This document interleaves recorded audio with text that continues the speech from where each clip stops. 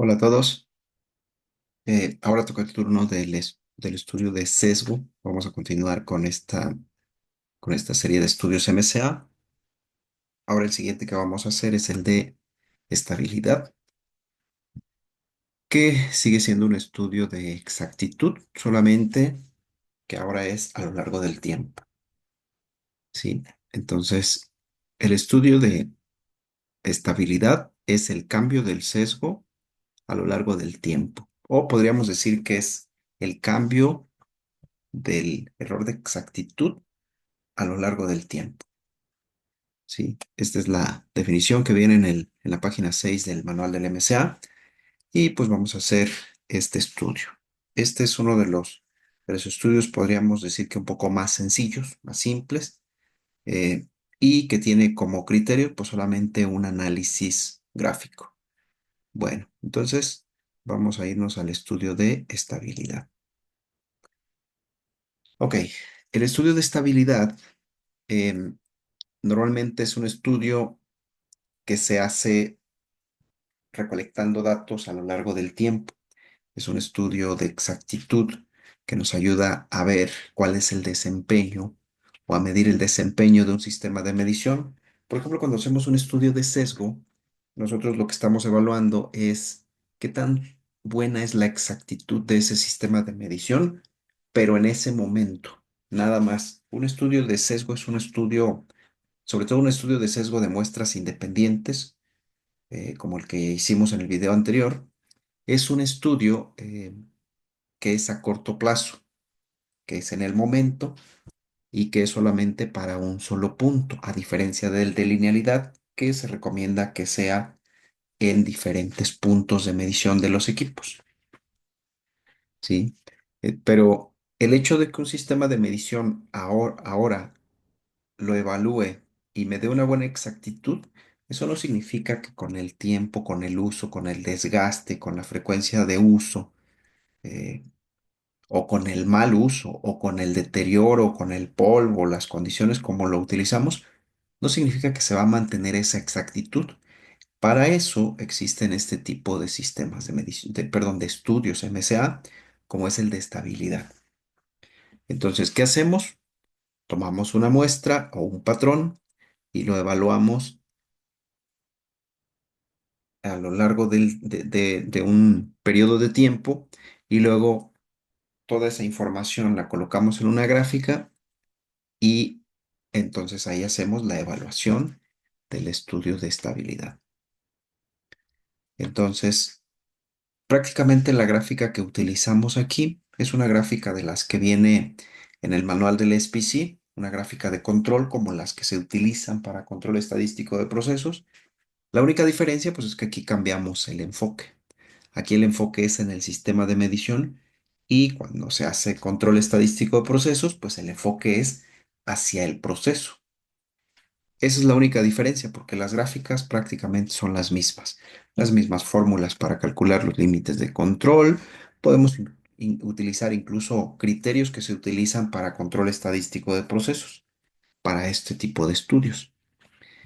Bueno, entonces sin más, comenzamos con este estudio de estabilidad al que yo le he resumido el nombre como exactitud del sistema de medición en el tiempo. ¿Sí? Y la definición que tiene el manual del MCA en la página 52 es la estabilidad es un cambio del sesgo en el tiempo. Muy bien. Los pasos que se siguen para hacer un estudio de estabilidad, primero, al igual que el estudio de sesgo, pues hay que obtener una muestra y establecer, bueno, en este caso no se requiere, no es obligatorio que que podemos establecer un valor de referencia. De hecho, el mismo manual nos dice, no se requiere un valor de referencia conocido para evaluar la estabilidad. ¿Por qué? Porque en realidad lo que estamos evaluando nosotros es, si nosotros, por ejemplo, tomamos muestras por día, es decir, yo a lo mejor utilizo un patrón, lo mido hoy, y luego mañana, y luego al siguiente y al siguiente día, cuando reúno las medidas de los n días, los coloco en una gráfica y lo que estoy evaluando es qué tan estable se mantuvo mi sistema de medición a lo largo del tiempo utilizando una frecuencia diaria, una frecuencia de medición o de muestreo diariamente. ¿Y qué fue lo que pasó en el día uno, en el 2, en el 3, hasta el N día que hayamos tomado? ¿Cómo se comportó? ¿Qué tan diferentes fueron esos resultados de los diferentes días? Obviamente utilizando una gráfica de control y los principios fundamentales que se utilizan en una gráfica de control.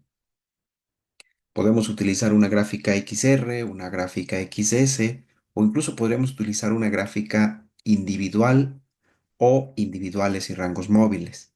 Las más comunes pues son las XR y XS, pero también tienen ciertas cosas, ciertas cuestiones que debemos considerar antes de hacer o elegir alguna de estas gráficas. Entonces, una vez que nosotros obtenemos una muestra, y decidimos que esa va a ser la muestra o la pieza que vamos a utilizar para hacer este estudio, entonces esa pieza o ese patrón lo tenemos que resguardar durante el tiempo que dure este estudio. Nos dice aquí el paso 2 que sobre un periodo de tiempo que puede ser diariamente, semanalmente, cada turno, cada 2 horas, cada 4 horas, lo que se haya definido inicialmente, pero que siempre haya un periodo de tiempo o una frecuencia de tiempo para que nosotros estemos tomando mediciones y nos esté dejando evidencia el sistema de medición en diferentes momentos para que lo podamos evaluar y ver si se mantiene estable o no en el tiempo. Entonces, sobre un periodo de tiempo, se debe de medir la muestra máster o la pieza máster de 3 a 5 veces. Esta es la recomendación, no significa que es como lo debamos hacer. Es la recomendación que normalmente se hace incluso para SPC, para control estadístico de procesos, cuando nosotros utilizamos subgrupos. Y este tamaño de muestra y la frecuencia deberán basarse en el conocimiento que tenemos sobre ese sistema de medición. Por ejemplo, si es un sistema de medición nuevo, pero nosotros ya tenemos otros en algunas otras líneas de producción y ya más o menos sabemos cuál es el desempeño que tienen esos sistemas de medición, bueno, con eso que ya sabemos de los sistemas de medición que hemos utilizado, misma marca, mismo modelo, entonces, pues ya podemos nosotros definir el tamaño de la muestra y la frecuencia en función a esa experiencia que ya tenemos. Si es un sistema de medición nuevo, pues va a haber que empezar a aprender de él para poder entender cómo es que se comporta, ¿sí? Y también debemos de considerar, para definir estas dos cosas, podríamos considerar si viene de una reparación, si viene de una recalibración, dependiendo de la frecuencia de uso y dependiendo de las condiciones de operación, como estamos utilizando el equipo. En función a eso, nosotros podemos definir tanto el tamaño de la muestra como la frecuencia de tiempo que vamos a estar tomando los muestreos. Entonces, pues nos da una buena idea de qué podríamos nosotros utilizar, porque no es lo mismo un equipo de uso rudo que un equipo que es un poco más delicado, o no es lo mismo que yo utilice varios equipos, pero que uno los utilice en condiciones muy extremas, por ejemplo, temperaturas muy altas o muy bajas, o donde hay demasiado polvo, o no es lo mismo un equipo que se utiliza 2 veces al día que uno que se utiliza cada 5 minutos, durante 3 turnos, durante toda la semana, casi todo el año, ¿no? Entonces, hay que evaluar qué tipo de sistema de medición es el que vamos nosotros a hacerle este estudio, pues para definir el tamaño de la muestra y la frecuencia. Luego nos dice que debemos de graficar los datos en una gráfica de control que puede ser XR o XS bajo el orden de tiempo, ¿sí? Entonces, conforme nosotros vayamos tomando los muestreos o las mediciones, deberíamos de colocar en la gráfica en ese mismo orden. De lo contrario, estaríamos alterando el estudio y no tendría ningún sentido hacerlo. Entonces, desde los datos más antiguos hasta los más recientes, en ese orden, como los fuimos recolectando, recolectando, perdón, así deberíamos de ponerlos en la gráfica, ¿sale?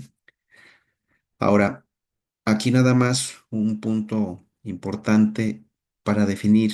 Estas son las gráficas que se recomiendan, pero pues la más común es la XR, ¿no? Ahora, ¿cómo definimos cuál de las dos gráficas utilizar? Pues va a depender del tamaño de su grupo. Por ejemplo, si no tenemos mucho tiempo o si las mediciones son muy complicadas, a lo mejor solamente tomamos una medida o dependiendo de qué tipo de parte o de producto es el que nosotros o de medición sea la que estemos haciendo, en función a eso, podemos definir el tamaño de la muestra. ¿Sí? Por ejemplo, vamos a suponer que estoy tomando una sola medición, porque la medida es muy compleja, muy tardada o, o, o o porque no tengo demasiado tiempo, entonces a lo mejor estoy tomando solamente una medición cada turno, entonces solo estoy tomando un solo dato cada turno, ¿sí? En el turno uno tomo una sola medida, en el turno 2 tomo una sola medida y en el turno 3 tomo una sola medida y al siguiente día hago lo mismo, turno uno, turno 2, turno 3 y así sucesivamente. Entonces, ¿qué gráfica puedo hacer? Pues aunque quisiera hacer la XR o la XS, pues no la podría yo hacer porque estoy tomando muestreos individuales o datos individuales. Pues ahí lo único que tendría que hacer pues es una gráfica de valores individuales, que también se puede hacer. Pero la recomendación es que se tome por subgrupos, ¿sí? A menos que no tenga la posibilidad o que no tenga el tiempo o la medición sea muy compleja, a lo mejor ahí podríamos justificar realizar solamente gráficas de valores individuales. Pero vamos a suponer en otro caso que sí podemos nosotros realizar gráficas, perdón, realizar mediciones obteniendo subgrupos. Los subgrupos, por ejemplo, si yo tengo subgrupos desde 2 hasta 8, o sea, en lugar del ejemplo anterior de tomar datos de manera individual, vamos a suponer que yo estoy tomando 3 mediciones por cada turno. Entonces, como tengo 3 mediciones del turno uno, 3 del 2, 3 del 3, entonces, pues cae dentro de este rango de tamaño de subgrupo de 2 a 8. Si tengo subgrupos de 3, como este ejemplo que estamos hablando, entonces yo puedo realizar una gráfica de promedios y rangos. Si tomo dos mediciones cada turno, o 3, o 5, o 7 u 8, puedo realizar o se recomienda realizar una gráfica de promedios y rangos. ¿Y entonces en qué casos puedo hacer la de promedios y desviaciones? Bueno, la condición para hacer una gráfica de promedios y mediciones es que el n o el tamaño de su grupo sea mayor o igual a 9 datos. Esto viene del manual del SPC. Y hay algunas bibliografías que hablan de 10 datos para una gráfica de control de promedios y desviaciones a partir de 10 datos o más, pero el manual del MSA, que es parte de las Core Tools y es el complemento de este manual del MSA y que está ligado con el manual del SPC y uno menciona que nos referenciemos con el otro, entonces pues tomamos como referencia el manual del SPC. Entonces, si estoy tomando 9 lecturas o 10 lecturas cada turno, entonces ahí yo podría hacer una gráfica de promedios y desviaciones. ¿Qué pasa si estoy tomando muestreos o estoy tomando 15 mediciones cada turno? Pues son subgrupos de 15. Entonces, perfectamente puedo hacer una gráfica de promedios y desviaciones. Incluso podría yo hacer una gráfica de promedios y rangos. ¿Sí? No hay ningún problema. Lo que sí no se recomienda es que yo tenga subgrupos de 5, de 7, de 8 y que yo haga gráficas de promedios y desviaciones. ¿Por qué? Porque las gráficas de promedios y desviaciones, a diferencia de promedios y rangos, que la de promedios y desviaciones utiliza desviación estándar y la de promedios y rangos utiliza rangos para medir la dispersión a lo largo del tiempo. Son dos maneras de medir la dispersión a lo largo del tiempo, solo que la de promedios y rangos utiliza los rangos y la de desviaciones pues hace o calcula la desviación estándar. Y una desviación estándar calculada con menos de 9 datos, pues no es un dato muy confiable estadísticamente hablando. Por eso a partir de 9 o 10 o más, pues ya se considera una desviación, o el valor de la desviación estándar ya se considera un valor un poco más representativo.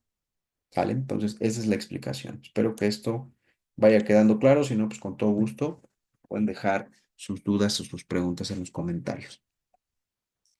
Luego, el punto número 4 nos dice que hay que establecer los límites de control y evaluar. ¿Evaluar qué? Dos condiciones. Condiciones fuera de control o inestables. Condiciones fuera de control son las más fáciles. Bueno, es la regla uno, es la más fácil. ¿Por qué? Porque una condición fuera de control, si estos fueran los límites de control inferior, superior, y este fuera el promedio del proceso de medición, porque el sistema de medición o el proceso de medición, pues también se puede considerar un proceso, ¿no? Un proceso que tiene entradas y que tiene salidas y que tiene un proceso. Y lo que se espera aquí, pues es que una vez que yo haya calculado estos límites de control, utilizando la media del proceso de medición, entonces yo esperaría que todos los datos que yo tome, si yo estoy definiendo una frecuencia de turno o una medición o un muestreo por turno, entonces yo espero que cada turno, cuando yo haga mis mediciones, yo encuentre valores alrededor de la media, ¿sí? Por arriba y por debajo de la media, aleatoriamente. Esto es lo que yo esperaría. Y condiciones fuera de control es cuando yo tengo, voy a poner otro colorcito, cuando yo estoy tomando mediciones y de repente algo se me sale fuera de control, ya sea por arriba o por debajo de los límites de control. Este proceso que estoy poniendo aquí en naranja, podemos decir que tiene un punto fuera de control hacia el límite superior de control y un punto fuera de control hacia el límite inferior. Esas condiciones no deberían de pasar, a menos que algo diferente a las variables que normalmente actúan sobre el proceso de medición, pues hayan eh, tenido alguna condición totalmente ajena a lo que normalmente nos da nuestro sistema de medición. A esto se les llama causas especiales y a la variación normalita de cualquier proceso de medición, a eso lo podríamos llamar eh, causas comunes. Todos los sistemas de medición tienen variaciones por causas comunes, pero es esa variación normalita que está en cualquier sistema de medición. Lo que sí no es aceptable y que no es eh, esperado en un proceso de medición, pues son estos puntos que se salen totalmente fuera de control, ¿sí? Ahí es donde nos ponen a trabajar porque mientras que el sistema de medición se encuentre dentro de control, pues no tenemos nada de qué preocuparnos. En el momento en que algún punto se nos salga fuera de control, significa que tenemos que hacer dos cosas. Un análisis de causa raíz para saber por qué ese día ese equipo nos dio totalmente diferente. En este caso, por qué nos dio tan grande la pieza. Si esto fuera una pieza, vamos a poner que es una pieza de 10 milímetros y las piezas normalmente nos dan aquí alrededor de 10, poquito por arriba, poquito por abajo, pero esto sí nos dio demasiado grande, ¿no? Y en este otro caso, podríamos decir que esa pieza, esa misma pieza de 10 que hemos estado midiendo todos los días, vamos a suponer que este es el día 9, ¿sí? El día 9 nos dio demasiado grande y luego el día, no sé, el día 14 nos dio demasiado pequeña, ¿no? ¿Qué pasó ese día? Habría que analizar cuál es la causa raíz de esa situación Y una vez que encontremos la causa raíz, ahora tendríamos que tomar acciones, porque de nada sirve que estemos encontrando información relevante del proceso de medición y al final no hagamos nada para corregirlo. Entonces, analizamos cuál es la causa y luego tomamos acciones. Eso es lo que nosotros deberíamos documentar, como en cualquier gráfica de control, en una bitácora, que puede ser digital, puede ser en papel, pero nosotros tenemos que documentar todo lo que vamos encontrando a lo largo del tiempo. La intención es que yo encuentre cuál es la causa de esta problemática y que pueda tomar acciones para que no nunca más vuelva a repetirse otra vez o a reincidir esta causa. ¿Sale? Entonces, ese es un ejemplo de los puntos fuera de control, fuera de los límites de control. Pero estamos hablando también de inestables. Inestable significa que sí están dentro de control, pero con cierto nivel de inestabilidad. Y para evaluar la inestabilidad o patrones no aleatorios, patrones eh, extraños en estas gráficas, pues hay unas reglas que les llamamos las mentadas reglas del SPC, que son 8. Y la regla uno pues es la principal, la que no debemos omitir en ninguna gráfica. Un punto fuera de control es la regla uno. Después de la regla uno hay 7 reglas más y que aunque no se sale ningún punto fuera de control, eso no significa que no haya algo extraño en la gráfica. Voy a poner un ejemplo ahora con otro colorcito. Vamos a poner que traemos este mismo comportamiento o muy similar y de repente empezamos a ver tendencias ascendentes o descendentes. Esos son inestabilidades. Aunque no se nos ha salido de control, no significa que no esté pasando algo extraño en nuestro proceso de medición. O la otra también podría ser que todo venía aquí normalito y de repente se nos quedaron todos los puntos por arriba de la media o por debajo de la media. Cierta cantidad de puntos por arriba o por debajo de la media constantes también es un síntoma de inestabilidad. Y la regla del SPC, las 8 reglas del SPC, nos explican qué tipo de comportamientos se consideran inestabilidades en una gráfica de control. Entonces, prácticamente las 8 reglas del SPC que utilizamos para control estadístico de procesos son las mismas reglas que podemos utilizar aquí. Pero va a depender qué tipo de sistemas de medición tengamos para saber qué reglas aplicamos o si hay que aplicar todas o si solamente algunas, cuáles sí, cuáles no. ¿Sale? Entonces, esos dos tipos de condiciones son los que vamos a evaluar. Y para eso, pues tenemos que hacer una gráfica, si no, pues no podríamos evaluarlo. Además del análisis normal de gráficas, no existe ningún análisis numérico o específico o algún índice para evaluar la estabilidad.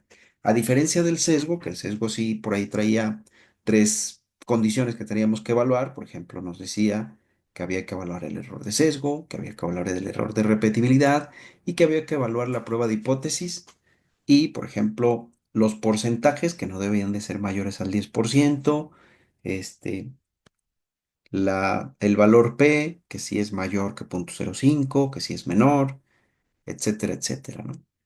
Y para este caso, pues no tenemos ningún numerito. Aquí no es que si excede arriba de 5 categorías es inestable o por debajo del 10% es estable. No, aquí no hay ningún número. Los únicos números que se utilizan son para calcular los límites de control. Pero en este caso no hay un numerito para evaluar la estabilidad de un sistema de medición. Entonces, prácticamente lo que vamos a tener nosotros es un análisis gráfico. Ok, entonces vamos a ver esas reglas del SPC, que son las que vienen aquí, que vienen en el manual del SPC en la página 75. El manual del SPC en su segunda edición trae esta tablita. Y aquí nos dice, ¿no? ¿Qué significa la regla uno? Un punto más allá de 3 desviaciones estándar. La regla 2, 7 puntos consecutivos hacia el mismo lado, ya sea por arriba o por debajo, o 6 puntos consecutivos ascendentes o descendentes, a partir de ahí ya nos alerta con una regla que no se cumple, ¿no? Nos estaría alertando. Entonces, así sucesivamente cada una de estas reglas. Va a haber sistemas de medición que le vamos a poder aplicar solamente la regla uno, otros que vamos a poder aplicarles tal vez 3 reglas, algunos solo 2, algunos le vamos a poder aplicar las 8 reglas. Va a depender del sistema de medición. ¿Qué tipo de sistema de medición vamos a utilizar? Y en función a eso, vamos a aplicar una o todas o solo algunas de las reglas. Por ahí también viene una nota, bueno, de hecho vienen 2 notas en el manual del SPC que nos dice que hay que tener cuidado al momento de aplicar todas estas reglas. Nos dice que hay que aplicarlas todas solo en caso de que haga sentido. ¿Sí? Si hay algún sistema de medición que tiene cierto comportamiento y que yo sé que es común que de repente tenga corridas o que tenga puntos consecutivos ascendentes o descendentes en ciertas horas o en ciertos momentos o en ciertas situaciones, pues entonces a lo mejor la regla 3 no tendría sentido que la activara o que la aplicara, porque lo más seguro es que a cada rato me va a estar alertando, cuando yo sé que es una condición normal de mi sistema de medición. Entonces hay que evaluar qué tipo de sistema de medición vamos a estar eh, analizando, pues para saber si hace sentido que apliquemos todas o solo algunas de estas reglas. Y también nos dice el manual en una de esas notas que aplicar todas estas reglas o la mayor cantidad de reglas hace que la gráfica se vuelva más sensible a detectar causas especiales, pero también se vuelve muy susceptible o muy sensible para detectar los errores tipo 2, los sobreajustes, ¿no? Hablando de SPC, sobreajuste, pues es una modificación o un ajuste intencional que a veces no tienen razón de ser o a lo mejor ni siquiera eran necesarios, pero pues alguien los hizo nada más por hacer pruebas, pero todo eso se refleja en una gráfica y puede entenderse que a lo mejor es una causa especial cuando en realidad es un sobreajuste, ¿no? Bueno, vamos a hacer entonces este estudio para entender cómo es que se debe de hacer. Por aquí tengo un ejemplo de una balanza analítica donde tenemos datos que se han estado recolectando durante 20 días. Ahora, aquí hay una recomendación sobre qué cantidad de datos deberíamos de estar utilizando para hacer estas gráficas de control y sobre todo para calcular los límites de control. El manual del SPC nos dice que deberíamos de utilizar 20 20 subgrupos de tamaño 5 o 25 subgrupos de tamaño 4 o 100 datos de forma individual. ¿Por qué? Porque 20 por 5 pues, nos da igual a 100 o 25 por 4 nos da igual a 100. Significa entonces que con 100 o a partir de 100 datos o más ya podemos obtener unos límites de control pues bastante confiables. Si solamente tenemos 5 subgrupos de tamaño 5, o sea, 25 datos, y con esos quiero calcular los límites de control, pues no es tan recomendable porque son muy pocos datos, ¿sí? Entonces la recomendación es al menos 100 datos de forma individual para que podamos hacer nuestras gráficas y sobre todo que le podamos agregar esos límites de control. Ahorita no nos vamos a meter en detalles en cómo hacer los límites de control, cómo se hace la línea verde que está en medio de esa gráfica, cómo se hace la línea roja del límite superior, del límite inferior. Ahorita no nos vamos a meter en eso porque lo vamos a hacer todo en Minitab, pero si quieren saber cómo calcular esos límites, cómo hacerlo manualmente, cómo hacerlo, calcularlos en Excel, pues pueden dejarlo ahí en los comentarios y más adelante podría colocar algún video como complemento de este para explicar cómo es que se pueden hacer esos límites de control para las gráficas. Por en caso de que no tuvieran Minitab, que pudieran hacer una gráfica de control, ya sea en un pizarrón, en una hoja o en Excel. Muy bien, explicada esta recomendación del manual del SPC, nos vamos entonces al estudio de estabilidad. Nos dice el ejemplo, se requiere hacer estudios MSA a una balanza analítica de precisión debido a que se usa para liberar partes que van al cliente y además está declarada en el plan de control. Desde el momento en que un sistema de medición como esta balanza analítica que está ahí en la línea de producción se agrega en un plan de control, significa entonces que el peso de la pieza es una característica crítica del proceso. Y al ser una característica crítica, sí o sí, tenemos que hacerle estudios MSA. Y en muchos de los casos la pregunta es, ¿qué tipo de estudios deberíamos de hacerle a una balanza analítica? Bueno, pues ahí hay varios estudios que se pueden hacer. Va a depender cuál es el uso que se le da. Entonces, si alguien me pregunta, que es muy común, oye, ¿qué estudio le hago a mi balanza analítica o a mi báscula? Pues la primera pregunta sería, pues, ¿para qué lo estás utilizando, no? Primero explícame cómo lo utilizas, qué tipo de piezas pesas, utilizas diferentes tamaños de piezas o todas siempre son del mismo tamaño, del mismo peso. Este, la utilizan diferentes personas, solo la utiliza una, eh, y muchas otras cosas más, pues para saber o que se le tiene que hacer un estudio de sesgo o linealidad, o que se le tiene que hacer también un estudio de estabilidad, o incluso puede ser posible que sea requerido que se le haga un estudio de RIR. Pero todo va a depender del uso que se le dé al sistema de medición o al equipo. Bueno, entonces aquí estamos ahorita con el ejemplo de estabilidad. El objetivo es saber su comportamiento y qué tan estable es en el tiempo. Claro que nos debe de interesar porque si el peso es algo crítico en el producto que le vamos a enviar al cliente y estamos utilizando esta báscula, pues a mí me interesa saber si esta báscula constantemente se mantiene estable. No vaya a ser que a lo mejor en el primero y segundo turno pesa bien, pero en el tercero, ya en la madrugada, cuando hace mucho frío, a lo mejor nos está dando unos valores extraños de peso, diferentes a los que deberían de ser. Entonces es lo que queremos evaluar, ¿no?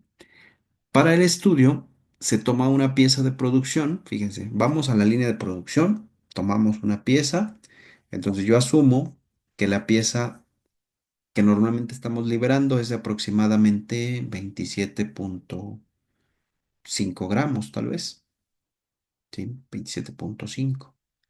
Entonces, ¿qué hago? Pues me voy a la línea de producción y tomo una pieza de ese mismo número de parte, de aproximadamente 27,5 gramos, me la traigo y la identifico, la meto en una bolsita y digo que esa va a ser mi pieza patrón que voy a estar utilizando para hacer este estudio de estabilidad. ¿Esa pieza la debo de cambiar? Pues no. Debo de seguir utilizando siempre, siempre la misma pieza, al menos en lo que termino de hacer el estudio. Ya una vez termino de hacer el estudio y si ya no la necesito, pues igual la puedo regresar a la línea de producción, al scrap, pero mientras que dure o el tiempo que dure el estudio, yo debo de mantener esa pieza resguardada y evitar manipulación o que alguien la tome y me la mezcle o la dañe o lo que sea. Debo de mantenerla resguardada. Muy bien. Luego después nos dice que esa pieza de producción se mide 5 veces por día. Y aquí estamos nosotros obteniendo dos cosas. El tamaño del subgrupo, que es 5 porque ese se mide 5 veces. Entonces yo aquí lo que entiendo es que el subgrupo va a ser de 5 y la frecuencia es por día. O sea, una vez al día se mide 5 veces esa pieza. En cuanto se obtienen 20 subgrupos de tamaño 5, o sea, 100 datos, que esa es la recomendación, se hace el estudio de estabilidad con ayuda del Minitab, del software Minitab. ¿Vale? Entonces, aquí estamos perfectamente cumpliendo con esa recomendación. Y aquí tenemos los resultados. Por ejemplo, estos 5 resultados son del día 1. Al siguiente día, día 2, se toman otras 5 mediciones. Al tercer día, otras 5 mediciones. Cuarto día, quinto, sexto, hasta el día 20. Y aquí está, en el mismo orden, es como se estuvieron registrando y en ese orden, como se estuvieron registrando, es como se deben de colocar en la gráfica. A lo mejor aquí como recomendación, yo lo que haría sería colocar, además de qué número de día, yo aquí le pondría la fecha y la hora, ¿sí? Para saber, pues, qué días o en qué fechas estuvieron tomando estas lecturas y a qué horas, ¿no? Para ver si todas las lecturas más o menos se tomaban a la misma hora. O sea, dice que 5 mediciones por día, pero sería bueno que también estableciéramos un horario, ¿no? Todos los días a las 10 de la mañana y todos los días o todos los días a las 2 de la tarde o todos los días a las 6 de la tarde, pues para tener esa referencia, ¿no? Bueno, ahora, ¿qué necesitamos para hacer este estudio en Minitab? Pues simplemente tener estas dos columnas, las lecturas, los resultados que nos haya dado, en este caso del peso, y la identificación de los subgrupos, que aquí lo estamos separando o estratificando por día, día 3, día 4. Listo. Estos son los únicos datos que nosotros necesitamos para hacer el estudio de estabilidad y de preferencia. Sería bueno que estuvieran ordenadas así por columnas, en esta forma. Si las tenemos así como en filas, pues luego es un poco más complicado hacerlo en Minitab. Entonces yo recomiendo que lo hagan de esta manera. Pegamos los datos, ¿sí? En la parte gris de Minitab, normalmente ahí, en la primera fila que nosotros encontramos, ahí siempre va el encabezado y a partir de la fila 1 hasta N, de ahí para abajo van los datos y las etiquetas o las variables categóricas. Listo. Una vez que tienen los datos aquí, lo único que habría que hacer es irnos a estadística y el estudio de sesgo lo hacemos acá en herramientas de calidad, pero el estudio de estabilidad lo vamos a hacer aquí donde dice gráficas de control y aquí abajito vamos a encontrar gráficas de atributos, gráficas de variables para valores individuales y gráficas de variables para subgrupos. En este caso es la variable para subgrupos la que podemos hacer. Y aquí tenemos varias opciones, pero de las dos más comunes que podemos hacer es la XR y la XS. Pero acuérdense que nosotros dijimos que si el tamaño de su grupo era de 9 o más, podíamos hacer esta de promedios y desviaciones, pero si era de 2 a 8, se recomendaba hacer mejor la de promedios y rangos. Como el subgrupo en este caso es de 5, pues entonces la recomendación es hacer la gráfica XR. ¿Dónde está la gráfica? Perdón, ¿dónde sabemos o cómo sabemos el tamaño de su grupo? Pues porque del día 1 solo se tomaron 5, del día 2 otras 5, del día 3 otras 5. Por lo tanto, el tamaño del subgrupo es de 5 y la cantidad de subgrupos es 20, para que no se vayan a confundir. Listo. Una vez que nosotros elegimos la gráfica de promedios y rangos o X barra R, si se dan cuenta aquí, pues no hay nada, ¿no? ¿Qué elijo si no se ve nada? Para que se habiliten las columnas que tienen datos acá, necesitamos colocar el cursor sobre esta ventanita que está aquí en blanco. Entonces, una vez ustedes hacen clic aquí, ya les aparece la única columna que tiene valores numéricos, que esa es la que vamos a utilizar. Damos doble clic. Bueno, esto lo dejamos así tal cual como está, porque los datos los tenemos en columna. Seleccionamos. Aquí le podemos poner el tamaño de subgrupos o manualmente le podríamos poner 5 o le podemos decir que nos coloque el subgrupo en función a los días. Entonces, ¿qué hace Minitab? Cuenta del día 1 cuántos datos hay y detecta que hay 5 del día 1 y luego detecta que hay 5 del día 2, 5 del día 3. Entonces, por lo tanto, los divide en subgrupos de 5.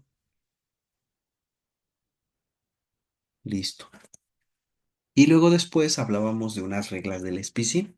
Si nosotros ya conocemos las gráficas del SPC y somos expertos y ya conocemos cada una de estas reglas, que por cierto hay unas gráficas de ejemplo para el curso que se da normalmente de MSA, sí se explica cada una de las reglas a detalle y vienen unos ejemplos para ver cuándo no se cumple la regla 1, la 2, la 3 hasta la 8. ¿Sí? Si nosotros ya somos expertos, pues simplemente le damos aquí en aceptar y nosotros podemos detectar si hay alguna regla que no se cumple. Pero si nosotros no conocemos estas reglas o no estamos muy familiarizados, No se preocupen, Minitab tiene la opción de activar esas reglas y Minitab se encarga de hacer el trabajo difícil. Es decir, cuando se haga la gráfica, Minitab analiza todos los datos y si hay alguna de esas reglas que no se cumple, de la 1 a la 8, las que yo haya activado, pues me lo va a identificar rápidamente y no tengo que estar yo analizando la gráfica. Entonces me voy aquí a opciones, X barra R, y aquí donde dice pruebas, pruebas o reglas, lo mismo, yo aquí puedo activar algunas de las reglas o simplemente dejar solo la regla uno, o también podría realizar todas las pruebas. Esta es una opción para realizar todas de una vez. Ahorita yo voy a activar todas, nada más para el ejemplo. Obviamente ya en un ejemplo real ya hay que identificar cuáles se aplican y cuáles no. Ahorita yo voy a activar todas, le voy a dar a aceptar, aceptar y listo. Esto sería el estudio de estabilidad. Simplemente es esta gráfica de control que lo único que está analizando es la variación de mi sistema de medición a lo largo del tiempo y tenemos dos maneras de hacerlo. Una es utilizando medidas de tendencia central, es decir, el promedio del subgrupo 1, el promedio del subgrupo 2, 3, hasta el subgrupo 20, cómo se comportó a través del tiempo. Podemos ver que aquí está el límite de control superior, límite de control inferior, aquí está la media del proceso de medición y se supone que estos puntitos deben de estar alrededor de la media aleatoriamente por arriba y por abajo, no se deben de salir de control y tampoco debe de haber algún síntoma de inestabilidad. Entonces podemos ver que al menos esta gráfica de promedios pues, se ve bien, ¿no? Y la gráfica de rangos, que es la dispersión del subgrupo 1, la dispersión del subgrupo 2 hasta el subgrupo 20, pues también se mantiene todo en orden y tranquilamente yo puedo concluir que este sistema de medición es estable o que se mantiene dentro de control. ¿Por qué? Porque ninguna de las dos gráficas me está indicando que hay alguna regla que no se cumple, porque activé las 8 y no hay ninguna por aquí que no se haya cumplido. ¿Cómo saber si alguna de las reglas no se cumple? Cuando una regla no se cumple, en lugar de un puntito azul o un círculo azul, se pone un cuadrito rojo y enseguida en la parte de abajo o arriba nos indica cuál regla es la que no se cumple. Entonces aquí pues no hay ningún problema, ¿no? Porque todos los círculos se ven azules o todos los puntos se ven azules y no hay ninguno que esté fuera de control. Hay una recomendación de acuerdo al SPC que se recomienda primero analizar esta gráfica. Bueno, de hecho no viene en el SPC, vienen otras de las normas de las gráficas de control, donde nos dice que primero deberíamos de analizar la gráfica de rangos, es decir, la dispersión de los subgrupos a lo largo del tiempo. Si la dispersión de estos subgrupos se comporta de manera estable a lo largo del tiempo, entonces eso significa que los promedios que calculamos acá son valores confiables. Entonces, si esto se cumple, podemos irnos a analizar esta otra gráfica. Pero si la dispersión a lo largo del tiempo se nos sale de control, pues no tiene mucho sentido analizar esto porque si la dispersión está fuera de control, pues ya estos datos que vemos acá arriba no serían un dato tan confiable. Esa es una recomendación. Obviamente las dos gráficas son igual de importantes, ninguna de las dos debe de tener alguna regla que no se cumple. Las reglas se aplican para la gráfica de promedio y para la gráfica de rangos y las dos son igual de importantes. Cualquiera de las dos que no se cumpla, significa que nuestro sistema de medición tiene un problema. Solo que aquí sería un problema de tendencia central y aquí sería un problema de dispersión a lo largo del tiempo. ¿Sale? Espero que esta explicación haya quedado clara y que se entienda cómo es que funcionan estas gráficas de control para un estudio de estabilidad. Y que estas mismas gráficas son las que se utilizan para control estadístico de procesos. Ya nada más para concluir, les explico brevemente cómo es cuando una regla no se cumple. Voy a intencionalmente alterar uno de estos datos, nada más para que vean cómo es cuando una regla no se cumple. Bueno, aquí acabo de alterar un valor, pero se me hace que me quedé corto. Lo voy a alterar un poquito más y aquí está, ¿sí? Aquí lo que estamos viendo es que la dispersión o el rango es demasiado grande en el subgrupo uno. Normalmente los rangos, obviamente esto yo lo acabo de alterar nada más como ejemplo para que vean cómo es que se ve cuando una regla no se cumple. Entonces, más o menos los rangos están alrededor de 0,47 y este rango sí se nos disparó hasta 1,66. Entonces es algo, un valor muy atípico, ¿no? Un dato demasiado extremo, muy exagerado, y por eso se nos sale de los límites de control, que los controles son pues la media de rangos más menos 3 veces la desviación estándar, pero cuando es por subgrupos, dependiendo de qué tamaño de subgrupos, ya hay una constante. Pero bueno, eso es otro tema. Lo que quería explicarles es en qué momento nosotros podemos detectar que alguna de las reglas no se cumple.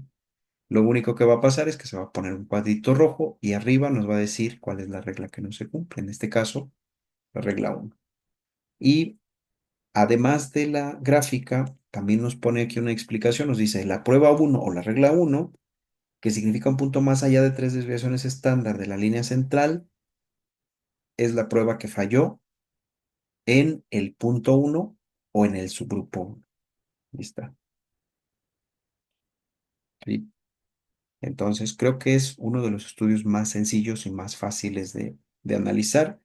Espero que la explicación haya quedado clara y si tienen alguna duda, por favor no duden en ponerla ahí en los comentarios y con todo gusto les daré respuesta en la medida de lo posible. Así que muchas gracias por su tiempo. Espero que esta información les sea útil. Cualquier cosa, pues estamos aquí al pendiente de sus comentarios. Hasta el próximo video.